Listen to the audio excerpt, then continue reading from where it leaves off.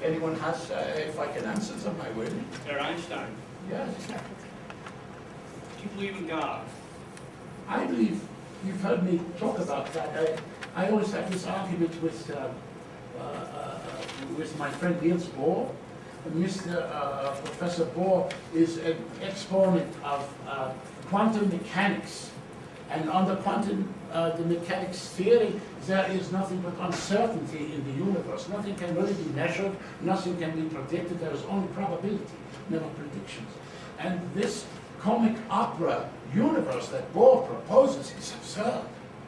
Because I am in favor of simple, harmonious answers, not this comic opera that Bohr proposes. So I always tell Bohr, God does not play dice with the universe.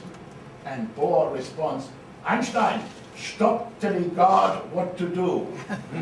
But back to your question, I think in the God of Spinoza.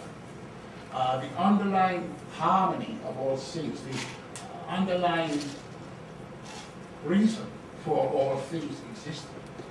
And I do not believe in a personal God who takes an interest in every single individual and watches you 24 hours a day and has watched all of the people of the earth 24 hours a day. But I do believe in this greater image of God. And I say I am a Jew, but I do not follow the ritual.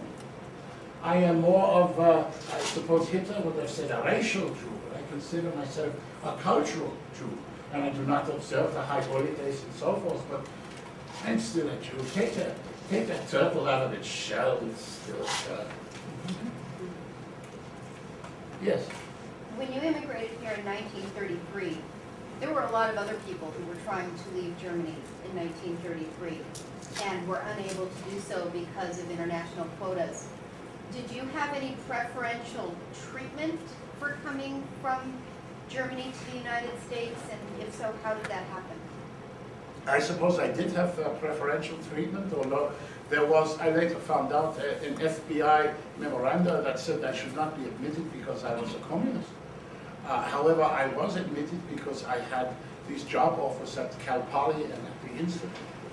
And I was also too well known, I suppose, so my celebrity there worked for me. But you're right, many people who should have been admitted and who would die if they were not admitted were cast aside.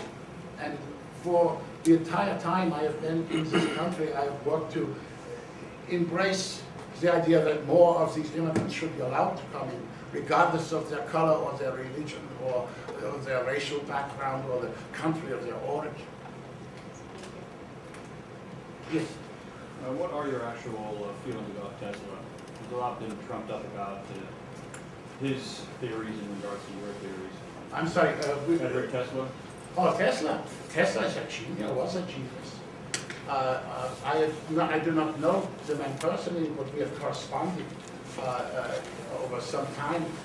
And I believe that, that Tesla is one of these intuitive sort of geniuses who also has the mechanical ability to create technology based upon his ideas. And I think the greatest tragedy with Nikola Tesla is that Edison will not allow him to get above what he's doing now. Edison is the head of a conspiracy to keep everything that Tesla has done with electricity and electromagnetism and radio waves, to keep these things the sole property of the Edison company.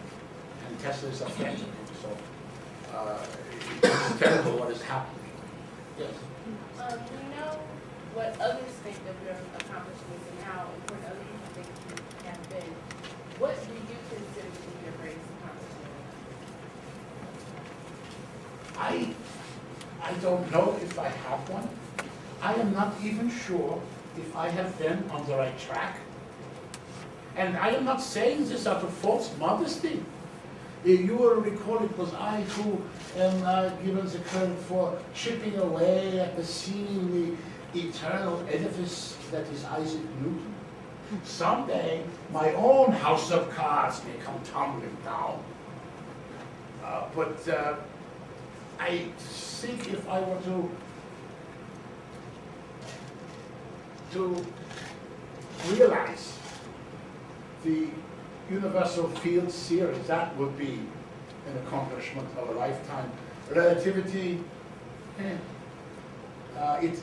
was there. If I didn't think of it, someone else would have. And I won the Nobel Prize, not for relativity, which the judges weren't sure they understood, but for the electromagnetic theory. On Sunday, people would be able to open their garage doors from distance. But I don't know if that's a very important accomplishment. Given your experiences with education, you're becoming a genius in spite of it instead of because of it, and seeing as in America now we're having problems with scientific education, what advice would you give for encouraging young scientists to, or educating young scientists? Well, as I think education is what you have left when you forgot everything they made you memorize in school. Yes. But I would say that allowing free thought and free expression in the learning process rather than the rote learning that I experienced, and allowing students to think along their own lines. Sometimes this is done in the graduate level, but I think it needs to go more deeper into the educational experience. And I think the schools here are much improved over what I went through in Germany. Yes. Connected to that question, why do you think it didn't go well for you in school when you were a child and a young man? What was the problem? I wasn't interested in the things they were teaching. I do not care if I can do declensions of French verbs. It did not seem relevant to me to have to memorize the names of rocks. If you can look it up, why should you have to memorize?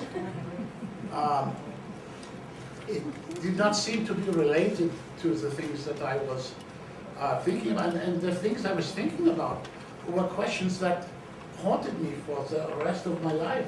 For example, when I was 5 years old, my father gave me a compass.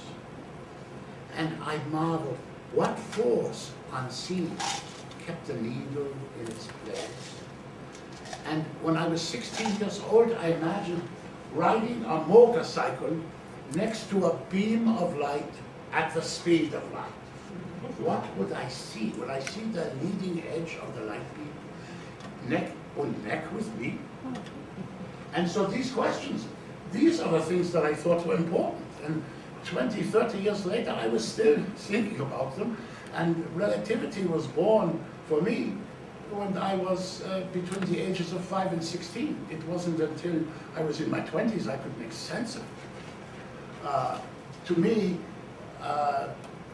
rote learning is not very valuable.